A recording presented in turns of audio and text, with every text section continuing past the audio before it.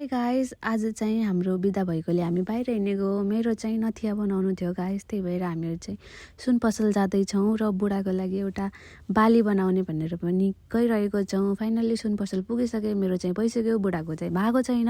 त्यही भएर वेट गर्दैछु। फाइनल्ली बुढाको भएर पनि लगाइदिनु हुँदैछ गाइस। बाली चाहिँ बुढालाई चाहिँ बाहिर आएर देखाउनु कस्तो भयो भनेर देखाउनु हुँदैछ।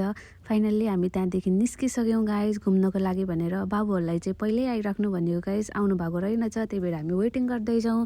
फाइनल्ली गाइस बाबुहरू पनि आउनुभयो र हामी घुम्नको लागि निस्क्यौँ।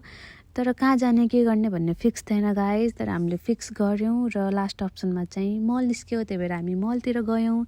फाइनल्ली मल पनि पुग्यौँ, तर हामीलाई भोक लागिरहेको थियो। त्यही भएर हामीले खाना अर्डर गऱ्यौँ गाइस। हामी यहाँ त खाइरहेको छौँ। बाबु बुढा सबैलाई हाई भन्नु भनेर मैले हाई भन्नु हुँदैछ।